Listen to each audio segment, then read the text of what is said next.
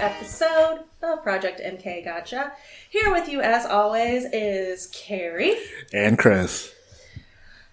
Well, happy early holidays, you guys. It's Thanksgiving week. I feel like fall is just fleeting by. I feel like if we were just working... I feel like it just got here. Yeah, I feel like we were just talking about our Halloween episode. And yeah, I feel like I was just pissed off about the clocks falling back. And the robbery of an hour. Yeah, it's a big deal. Yeah, definitely. So this week, our topic is... the fall got me thinking. Foosball. I was like, football. Let's check out some football murders. So I actually came upon this case. Most of the information I got for this case came from The Killer Speaks, which I believe is on ID Discovery. Don't quote me. It's definitely on Hulu, but this episode is in the second season. It's the very last episode. And the episode name is Van Brett Watkins, which is the name of the hitman in this story. The story has it all. It's got hitmen. That is a pretty sweet name, by the way. Yeah, it's got high-speed chases. We've got, betrayal. We've got secret. I mean, this case has it all. Oh my god, it's like the Diet OJ case.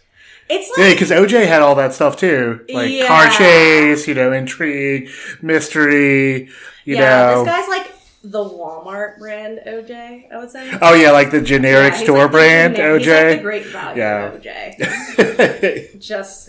Yeah. All right, so we're going to take it back. All the way back. Okay. So it's a chilly night. It's fall night. It's almost exactly the anniversary of when this happened. Today's the 25th. So we're going back to Charlotte in North Carolina on November 16th, 1999. 911 dispatchers get a call from a woman who's been shot. She's been shot 4 times at close range, and she's 8 months pregnant. She's alive enough to make the call, but she's losing blood pretty rapidly. The victim is 24-year-old Sharika Adams, a Charlotte, North Carolina native. So, basically, this is what happens, right? So, Sharika Adams spends the evening at the movies with her boyfriend. She's 8 months pregnant with his baby. They're just having a nice date night out. But she calls her mom in the midst of this date and tells her mom, something's off. Something's weird. He keeps answering the phone and, whispering. He's being very secretive. And her mom's just like, I'm sure it's nothing. Maybe she thought maybe he was, talking to another girl or something. She was like, I think it's fine. Well, fast forward to after this 911 call. So Sharika Adams is rushed to the hospital. And she's immediately put into emergency surgery. Her 8 month baby. About to pop. That's been in her for 8 months, not 8 months old, sorry. His name is Chancellor, and in order to save his life, the doctors have to give her a C-section and have him be born prematurely because Sharika was shot 4 times, and one of the bullets had grazed the baby. So the baby was also losing blood pretty fast. So they did an emergency birth. They literally shot a baby. Yeah, shot a baby. So basically what had happened is Sharika's on her way home from the movie theater with her, the father of her child and her boyfriend, which is NFL wide receiver for the Carolina Panthers, Rae Carruth. Number one draft pick, right? He was actually kind of a big deal way back when. Yeah, he he started with the Panthers in 97. This was 99, and he was, a number 1 draft pick. He was a golden child. He played college for Colorado before he had been drafted for that as well. And by the age of 18, he was already a delinquent father. Yes. So he also has a previous child, which we'll talk about later, who he had with a high school sweetheart. He grew up in Sacramento, California. He's not from Charlotte. So they go out to the movies, and basically, for some reason, they take 2 separate cars. And he's like, hey, you just follow me home. She's like, okay. So he drives. That's already kind of sketchy. Right. And she had already told her mother, I think something's going on. He's acting really weird. So he's riding up his car's in the front. He's driving like this really nice BMW, and she's in a different car behind him. Well, he takes her down a country road and slams on the brake. And she's like, what is happening? Why is he just slamming on the brake? And right when he does that, a second car pulls up parallel to her car and opens fire. Open fires. Shut the fuck up. Yeah.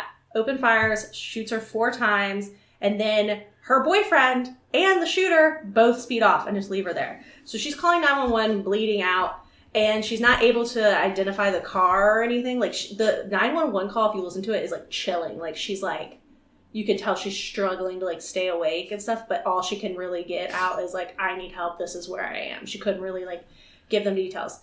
So, like I said, she's rushed into emergency surgery. They go ahead and... Did you actually listen to it? Yeah. Yeah, it's all on the show. So she's rushed into emergency surgery. They do go ahead and birth the baby because he was grazed with bullet. He's losing a lot of blood in vitro. So her son is born the same day that she's shot. She's essentially rushed to the hospital and her baby is born. Her baby's name is Chancellor. He's prematurely delivered. In an attempt to save his life, a bullet had grazed him. He's lost a lot of blood and a lot of oxygen. So the father, Rae Carruth, who we just mentioned, is a 25-year-old, 3-year star wide receiver for the Carolina Panthers. So Sandra Adams, which is Sharika's mother, arrives to the hospital. And, like, the whole time she got the call all the way to the hospital, she keeps calling Rae. She's like, I got to get in touch with her boyfriend. Like, he has, like, somebody needs to tell him because, you know, she'd just been shot with their child, and that's his girlfriend. Rae ignores her phone calls until eventually he answers and shows up to the hospital with another woman. Yeah. Like, different planet. Like, he, like, totally out of touch with reality. Yeah. Yeah. So, when Sharika comes out of surgery... No way. Swear. No. I swear. Fucking So he rolls up... way. Okay, so when he finally rolls up to the hospital, he rolls up with another woman and doesn't ask Sharika's mom how she's doing. He just says, can I have a picture of the baby? Because this is probably going to be the last time I see him. Doesn't ask to see the baby. Nothing like that. It's just like, can I have a picture of him? And then dips out. Yeah. Yeah, he's like, yeah, when Twitter comes out in 5 years, I'm going to post this shit. Yeah. Like, what? I don't get it. That's so crazy. Yeah, this guy's a real piece of shit. So anyway, so when Sharika comes out of surgery, she's still in really, really bad condition, but she was able to write down notes for detectives. And all she was able to write, basically, was Rae stopped, another car pulled up, shot me, and they both fled. That was, like, all that she could, like, jot down to the detectives. So, did he not give a shit, or did he actually think he was going to get away with it? I think both. I think he didn't give a shit, and he was so cocky that he was like, whatever. So, let's dive in to Van Pierre Brett Watkins Sr. He was the hitman in this attack against Sharika's life. And this guy is, like, a bad motherfucker. Like the most, like, evil, like, stone cold, like, hitman you can think of. Yeah, it's like from a movie villain. Yeah, like, this dude's so hardcore that he was in jail for armed robbery, like, before all this stuff went down, because he had been in and out of jail most of his life.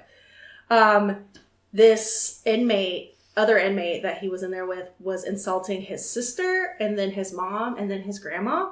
So he was apparently in, like, a small engines class, because you know how, like, they teach you trades or, like, let you do stuff. Mm-hmm. So he went to the small engines class, smuggled out gasoline, and lit him on fire. Lit this dude on fire. The guy was in a cell by himself. He threw the gas in the cell and lit him on fire. So he probably carried gasoline in his mouth or his asshole, or a baggie. I mean, whatever. He doesn't have to go at. Yeah, it's within the jail. Okay, well, I don't know. I thought it was a prison purse. Yeah, so he, just to give you an idea of who we're dealing with, when he was in jail before. Wait, he got away with it too? I mean, he was in jail. Don't they extend your sentence for lighting someone on fire? Well, they're also very big into not narking on people there, so I don't know if he actually got less. Like, this is him telling the story. Okay. So, yeah, so that happened. So this dude's just a fucking psychopath. And, like, when they were, like, interviewing him in the episode, they were like, didn't you have any qualms about shooting a fucking pregnant woman? And he was just like, a hit is a hit.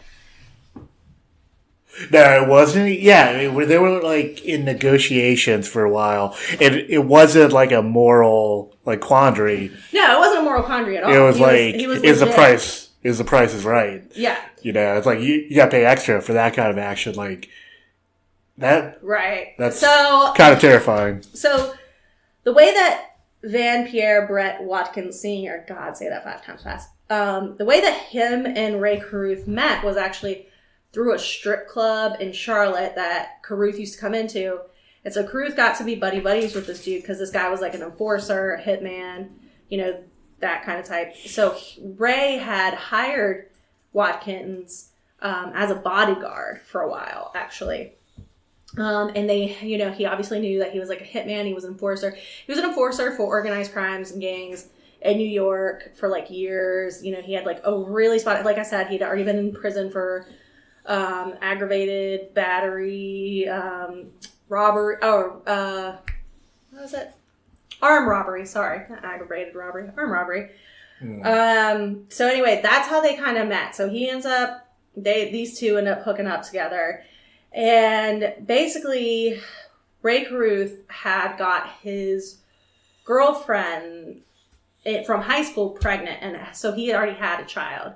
So he approaches Watkins and is like, so my current girlfriend, she's pregnant. I offered her money to get an abortion. She's refusing.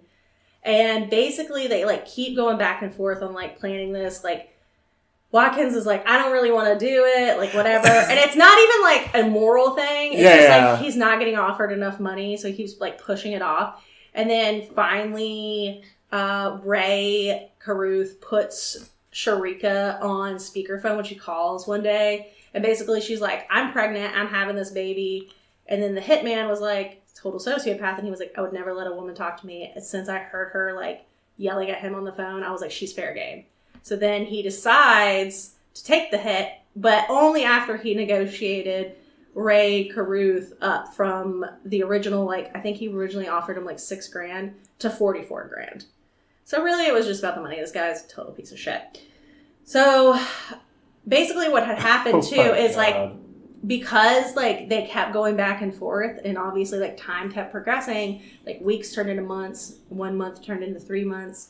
So originally when they first had started talking, Rae just wanted the hitman to jump her and like beat her up so she'll abort the baby. He didn't want her like killed. And then because... Oh, the reasonable option. Right, exactly. Yeah, okay, sure. And then by the time he agreed on it, she was already 8 months. So apparently Rae had said, I just want them both dead. That's what... This is all from the hitman's point of view, too. So take everything with a grain of salt. I don't get that, how that's plan B. It's like, okay, hey, it's like she didn't want to have the abortion, but like you jump right to murder? Like... Right. I don't know. And like he got away with it, too. Like he said that after he... After Watkins shot Sharika, he was like, you know, some people get high after they do a hit or whatever, want to forget about it, get drunk. I just go eat. He went to the Waffle House, got a fucking smothered and covered. Yep, got hash browns, omelet, and a grilled cheese, and just jammed. And then he said he lit up a blunt and drove straight to New York because he's from New York. So he went back to his old neighborhood in New York. And this guy actually had a middle-class upbringing in New York. His dad was a correctional officer. The hitman's dad was a correctional officer. His mom was a stay-at-home mom. And they lived in middle-class New York. But he said that he chose, and this is a direct quote from him, he chose to hang out in the hood. Like, he liked it more. By the time he was 14, he was 6'2" and 190 pounds. So he was pretty much born an enforcer. Is what he said. Yeah, he said like he was born to fuck people up. So the hitman actually flees to New York, but as a couple days go by, he gets fucking greedy and decides that he doesn't want to wait for his money. So he basically fucks himself over and goes back to Charlotte just when the cops are like putting the pieces together. So, surprise, surprise, cops figure out through phone records that the hitman had called Carruth and they went and so they bring Watkins in. So Watkins gets brought in, and they have tons of evidence against him. Like, it's very like not exactly criminal masterminds. Not exactly criminal masterminds. They have everything on him. But basically, Watkins, the only way they get him to agree to talk is Watkins demands that Carruth gets in just as much trouble as he does. He's like, I don't want to be doing all this time for this fucking bozo. Oh, well, that's just petty. That's like some 6ix9ine shit, like just trying to break everyone else down. Yeah, the hitman, like, to this day, in his interviews from jail, is like, if I ever see that motherfucker in real life, I will fucking kill him. Like, to this day, like, 25 years later, he's still like, I'll fucking kill Rae Carruth if I ever see him. Yeah. Yeah. So anyway, that was like his deal with the police. He was like, I'm only going to talk if this motherfucker gets brought down too. So basically, Carruth and Watkins, like I said, met at a strip club. Carruth hires Watkins as a bodyguard. And then that's when he offers him the money because she refused to have an abortion. And eventually they decide on $44,000 to kill her and the baby. So 13 days after the shooting, so originally the hitman goes on the run. He goes to New York, but he gets too greedy and he comes back. Well, Carruth got brought in on charges on this because they were like, because the baby and her were in critical condition, it was automatically assigned to homicide, which is really awesome in this case because a lot of times they don't do that, and that's what fucks over the victims in the end because they don't investigate it the same way. But anyway, they assigned it to homicide. So homicide books Carruth, right? But Carruth at this point in his NFL career is getting paid $43,000 a week. He makes bail, right? But the stipulation of his bail is he only has bail while Sharika's alive. If Sharika dies, he automatically has to go turn himself into the sheriff's office, right? Because she's still like hanging on at this point. She's in a vegetative state. So, well, she got shot 4 fucking times. Yeah, with a .358 Magnum, which is a pretty big fucking gun. Yeah, it's like the dirty hairy gun, like it's literally, pretty big. Right? Yeah, like even the hitman was like, I can't believe she took 4 bullets and lived. Like I've seen guys get axed off with 1 bullet with this, which makes me wonder, like, what's his body count? Like, what are his other things? Because obviously he's not talking. But anyway. So, like I said, Sharika was in a vegetative state, and her family finally decides, to end life support. So, when they end the life support, even though she didn't, like, die of natural causes, Carruth has to still turn himself in. That's, like, the reasoning behind his... Like, legally binding terms, whatever. So, he dips, right? So, he goes on the run, right? So he goes on the run with the chick that came to the hospital with him. So they got this little Bonnie and Clyde shit going on. So they're fucking running.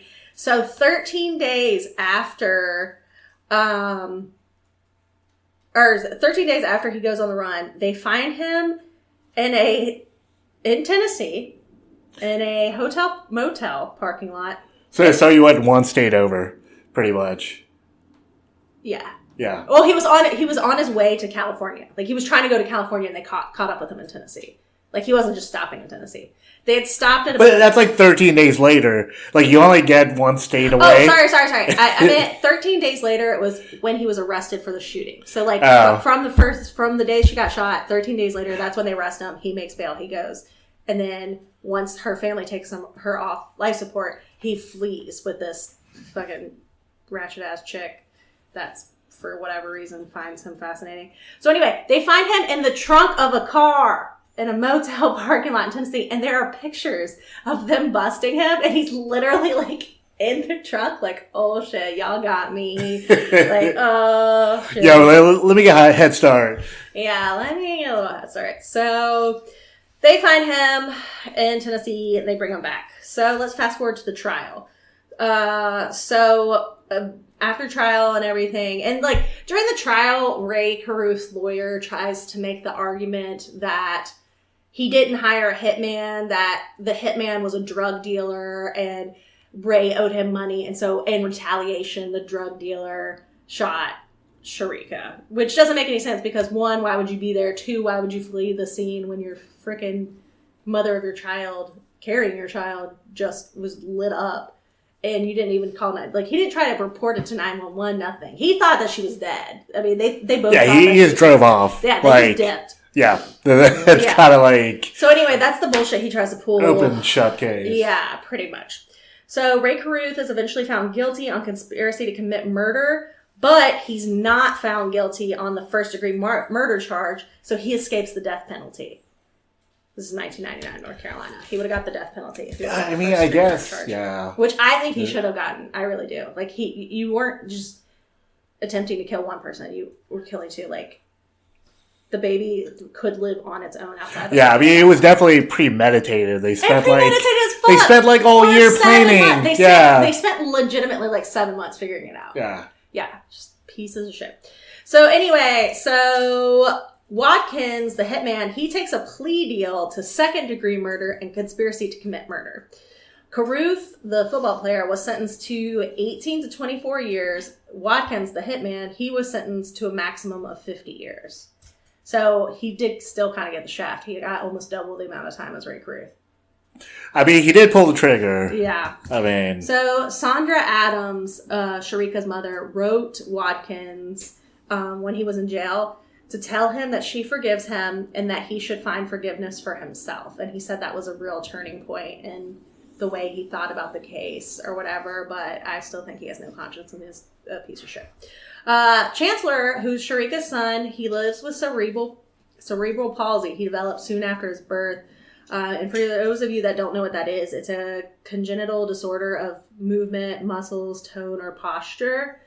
Rae Carruth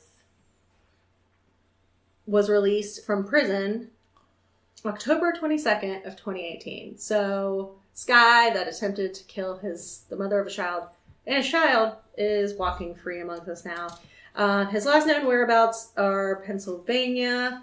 If you listen to the Carruth podcast that the Charlotte Observer put together, they go into more detail about that. And one of the only interviews he's done since he got out of jail is with, I don't have the reporter's name, sorry, or the journalist's name, but you can check that out if you want to give it a look.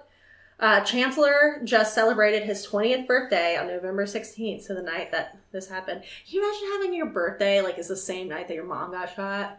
So, like, every birthday, you're like, yeah, it's my birthday, but this is also the night that, like, caused my mother to die. You know I don't know. The shit is piled pretty high. Yeah, it's pretty bad. So, wait.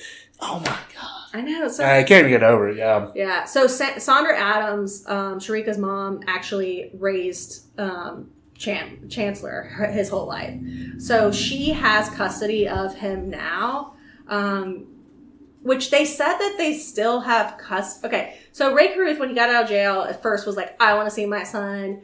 But then he was quickly to back off, obviously, because he killed that woman's daughter. And now she's essentially raising your son. Yeah. As a fetus. So now... And you want to be entrusted with a special needs child? Yeah, I guess because, like... Okay, bro. Yeah, because that's what I was confused, because I was like, well, he's over 18, so what are they talking about? But I think because he's special needs, he technically still requires, like, help or whatever. So technically, even though he's an adult, he could still attempt to. But the courts aren't going to side with him on that. He hasn't been to see him. Yeah, like, so basically Rae Carruth, when he first got out of jail, was like, yeah, I want to talk to him, I want to be a part of his life. And now he's just kind of backed off and has been like, I'm trying to respect Sandra Adams' life and, everything she's done to raise my son, So he's kind of backed off.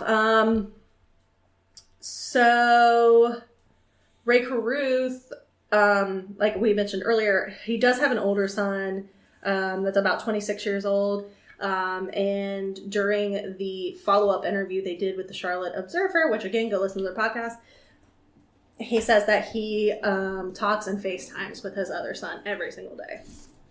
And that is the super bummer story of Rae Carruth and the attempted murder on the mother of his child and his child. And it's now out and about. That was way heavier than I was expecting for some discount juice. I'm sorry. I thought it was Diet OJ. No. That was worse. That was not worse than OJ. Huh? No. OJ killed more people. So, it's a fucking baby. Yeah, I mean, yeah, it's pretty gnarly, but OJ killed him with his bare hands. This guy was too much of a pussy to pull allegedly. Himself. Oh, yeah. Sorry, allegedly. Hello, Twitter world. Have you listened to his Twitter? Yeah, actually, not even allegedly. Like, he got off. Dude, OJ's Twitter account gives me so much life. Have you looked at it? It's ridiculous. Like, he just, like, posts things like, hello, Twitter world, and then, like, everybody in the comments is just, like, knife emoji, knife emoji, knife emoji, oh, jokes. I would not antagonize that person, you know? I don't think I would antagonize OJ either. But then again, unless you're Dave Chappelle, and then you can make a whole comedy series about... Dave Chappelle could talk shit to anybody he wants. He could spit in Vladimir Putin's face and it would be hilarious, and Vladimir Putin would probably be like, okay, maybe not Vladimir Putin. Maybe not. Yeah, don't fuck with Putin. Don't fuck. Did you watch the presidential debates the other day? The Democratic primary. Yeah. There's like 8 of them. Dude, I'm Yang Gang 2020. I love Andrew Yang so much. But they like asked, did you see what his answer was? They were like, hey, if you win the presidential election and you talk on the phone to Vladimir Putin, what would be the first thing you said? Or first thing you say? And he's like, sorry, I beat your boy. And I was just like, oh, he's so good. Mic drop. He's the best. I love Andrew Yang. I really, really like him. I think he's very hopeful. Yeah. I don't know if he has a real shot, but... I know. That's what sucks, right? It's like, fuck. It's like people that actually give the most reasonable responses are like the least likely to be picked. Yeah. But anyway... We live in a crazy, crazy alternate reality of what the world should be, so... Well, it's like Elon Musk says, like, if you could... I forgot what the question was that they asked him, but it was basically like, if you could ask the universe one question and get a response, and he was like, what's beyond the simulation? Like, there's a lot of, really smart people that believe that we're all living in a simulation. Have you, like, looked at that? No, you can mathematically prove it. You know? Oh, yeah, because of, like, the way everything is so perfectly orchestrated or something like that. Well, I mean, once you have one simulation, you can have a simulation in that simulation, and then it's simulations all the way down. So what are the chances that you're actually in the real world? You're giving me sweaty palms just thinking about this, like, existential Have you seen The Matrix? Like... Not in, like, years. And I think I only saw the first one. But yeah, sorry you guys that we just went on a little tangent. But this week's episode's a little bit short because we're getting ready to go on vacation. I'm going to Vegas and Christopher is spending Thanksgiving here with all of his friends. So we kind of have vacation brain this week. So thanks for sticking with us. Anyway, we're on all social medias, all platforms, now on YouTube. Send me in your questions, comments, concerns, or your ideas for topics. Or if you want a guest host. Or if you just are having a bad day and want to talk to somebody. We're here for you. Or if you want to chat with me about cryptocurrency or cats. When are you going to do your dark web episode? Christopher's doing It's actually kind of boring. You know, it's all like urban legends. Yeah. It's like, actually, it's basically drug Walmart. Well, it's kind of boring. When can people expect to hear your episode on the dark web? I would like to know. Well, yeah. So if you're willing for me to talk about like the non-verifiable things like red rooms and like... Yeah, that stuff. Yeah, see, that stuff is like totally chilling, but I'm not sure how real it is. It's like people... there's a price. Like, so like if like the donations get up to like... I don't know, this many Bitcoin, and then she'll get killed with like this hammer. And like if it gets up to this price, yeah. Say this. Okay, so when can we expect this episode? But like it's all like I'll help you. It's all this creepypasta from Reddit. I'll help you flesh it out.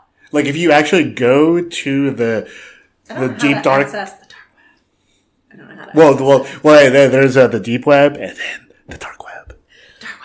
Shout out to my Letterkenny friends out there. That's my favorite episode, where the creepy goth kids get access to the dark web. No, it's really just broken links and drugs and scams. Mainly. There has to be a lot of human trafficking on there too. No, but see, like all that shit is like hidden behind like you need like a password and like all this shit and like. Oh, okay. I don't know. I've never read a pretty good story about this one guy and he had to. Don't tell us. You're supposed to tell us when you're going to do the episode. Save it for the episode. Okay, so if you're willing to like talk about unverified stuff, that's just like let's say legends. 2 weeks. Let's say 2 weeks. Or not next episode. I don't know if I can anchor an episode. I'm always you like. can do it. I think you can do it. If you guys want to hear Chris anchor an episode, let us know. Because we really think that he should. AKA me and my dog. See, if I had a soundboard, I'd play the cricket sound effect right now. Oh my god, we need to get a soundboard. Alright, you guys. Well, thanks so much for hanging out. And I hope everybody has a safe holiday. Take it easy. Don't let your family drive you crazy. And if they're driving you crazy, download these episodes and stick them in your ear. Alright. And we'll see you guys next time. Bye-bye.